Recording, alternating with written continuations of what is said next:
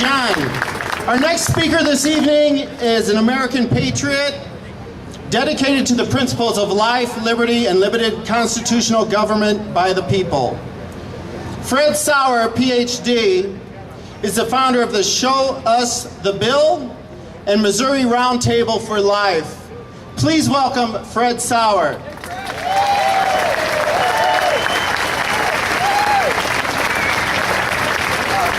It's an honor to be here. What a great country we live in. God bless the United States of America.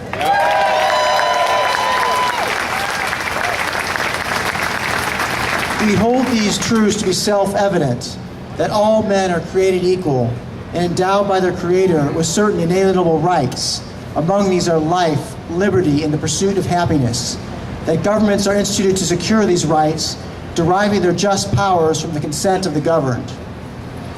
These beautiful principles on which our nation is founded have been under attack for 100 years by a dedicated group of leftists who have a very different vision for our nation.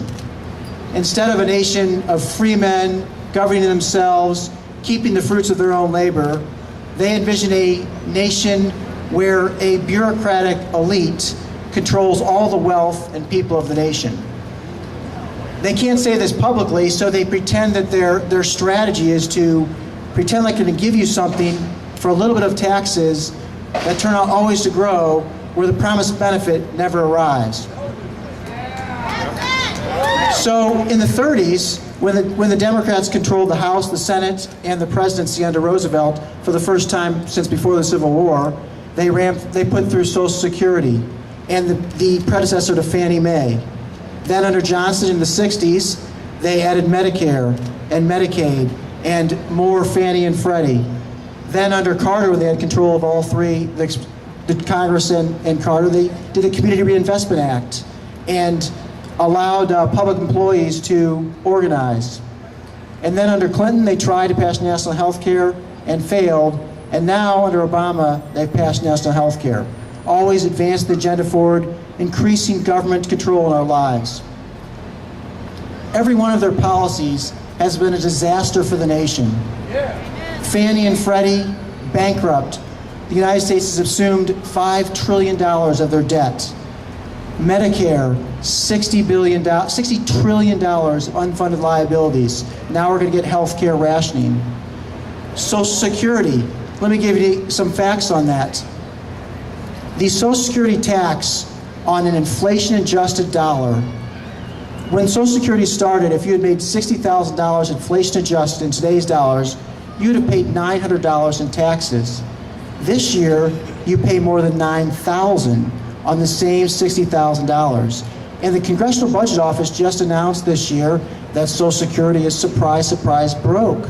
There's no money to pay, even this year, for people who are retiring. Disgraceful. If you had the average wage, the median wage, 45 years ago, and retired in 2008, and you had withheld those payroll taxes and invested them yourself in 6-month CDs, at the actual rates of 6-month CDs, you would have accumulated $300,000 from which you could fund your retirement. A draw of 5% on that $300,000 would provide you with more than Social Security promised to provide you. So had you kept your own money and invested it, you'd have $300,000 and the income stream. Under Social Security, the government's taken your money, spent it all, and you have no principal and now no backing of the income stream. If you'd invested the money in a blend of stocks and 6-month CDs, you'd have $600,000 from which you could draw twice the income of Social Security, and you'd be a very wealthy man. So massive ripoff. In response, what do we need to do?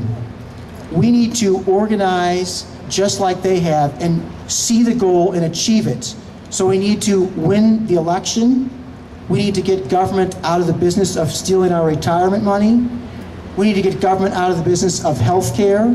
We need to get government out of the business of automobiles, of housing, drastically shrink the federal government, Yeah. return to constitutional government. Yeah. Thank you all for coming out. It's an Yeah. honor to be here. Thank you. God bless America.